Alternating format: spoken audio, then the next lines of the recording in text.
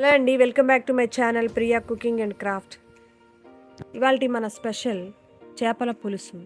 ఈ ఆంధ్ర స్టైల్ చేపల పులుసు కోసం ఎండు కొబ్బరి ముక్కలను, గసగసాలు, కొంచెం చెక్క, 4 లవంగాలు, 2 యాలకులు వీటన్నిటిని ఫైన్ పేస్ట్ చేసుకొని పక్కన పెట్టేసుకుంటాను.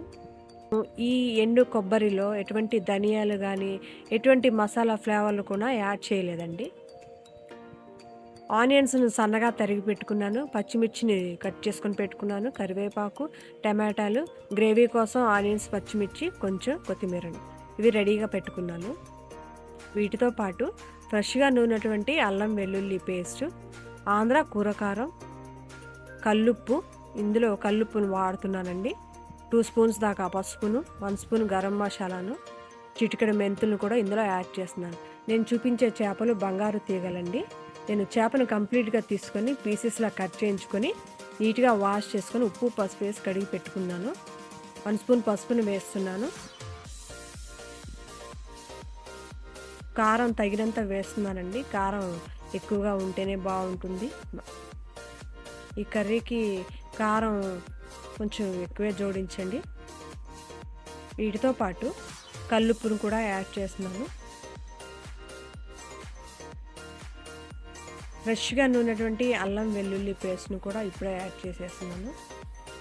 చేప చెదరకుండా చేప కూరను సుకుమారంగా కలపాలండి, లేకపోతే చేప చెదిరిపోతుంది.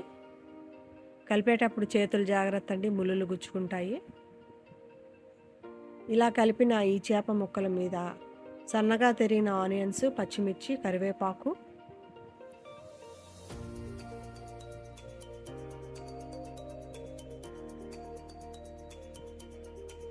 వీటితో పాటే ఫైన్ పేస్ట్ చేసుకున్నటువంటి కొబ్బరి పేస్ట్ని కూడా యాడ్ చేస్తున్నానండి.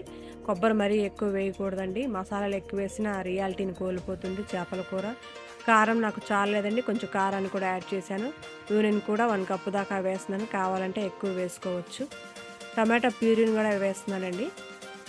టమాటా ముక్కలను కూడా వేసుకోవచ్చు, నేను ఇక్కడ టమాటా పేస్ట్ని వేస్తున్నాను. వీటన్నిటిని ముక్కలకు కారం, ఉప్పు అన్నీ పట్టేలాగా ఒక 5 నిమిషాల పాటు మర్దన చేయాలండి.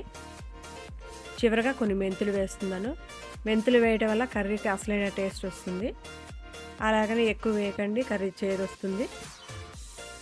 కొంచెం కొత్తిమీరని ఇప్పుడు యాడ్ చేస్తున్నానండి. చింతపండు పులుసును కూడా యాడ్ చేస్తున్నానండి. కావాల్సినంత పులుపును వేసుకోండి. ఎక్కువ తినేవాళ్ళు ఎక్కువ వేసుకోండి, తక్కువ తినేవాళ్ళు తక్కువ వేసుకోండి. ఈ ప్రాసెస్లో కర్రీ కనుక చేస్తే అద్దిరిపోతుందండి, చాలా టేస్టీగా ఉంటుంది ఈ కర్రీ.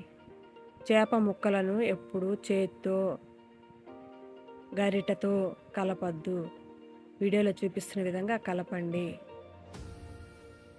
చివరగా కావలసినటువంటి నీళ్లను పోయండి. కర్రీ ఎప్పుడు పులుసుగానే ఉంటే బాగుంటుందండి. చేపల కూర గ్రేవీగా ఉంటే తినడానికి అంతగా టేస్ట్ ఉండదు, బాగోదు. పులుసుగానే ఉండాలి. పులుసు మీకు కావలసిన విధంగా పులుసు పోసుకోండి. ఈ స్టేజ్లోనే ఉప్పు, కారం, పసుపు అన్నీ కరెక్ట్గా ఉన్నాయో లేదో చూసుకోండి. నాకు కొంచెం ఉప్పు తగ్గింది, ఉప్పుని యాడ్ చేస్తున్నాను. ఇందులో నేను ఎటువంటి స్పైసెస్ కూడా యాడ్ చేయలేదండి. మూత పెట్టుకొని స్టవ్ ఆన్ చేసి 10 నిమిషాలు హైలో పెట్టుకొని సిమ్లో పెట్టుకొని ఉడికించేసుకుందామండి. మధ్య మధ్యలో ఉడుకుతూ చూసుకుంటే కర్రీ గ్రేవీగా వచ్చినట్లయితే ఉడికినట్లేనండి. ముక్క చెదరకుండా గరిటెతో కలపాలి. చేపల కూర కలపటం ఒక కలండి. ముక్క రంగు మారితే ఉడికినట్టేనండి. ఈ స్టేజ్లో గరం మసాలాను కూడా యాడ్ చేస్తున్నాను, కావాలంటే కొంచెం ఎక్కువ వేసుకోండి. గరిటెతో సుకుమారంగా కలుపుతూ చేప ఉడికింది లేదు చూసుకొని చివరగా కొంచెం కొత్తిమీరను యాడ్ చేసి చూస్తే అంతేనండి, చేపల కూర రెడీ.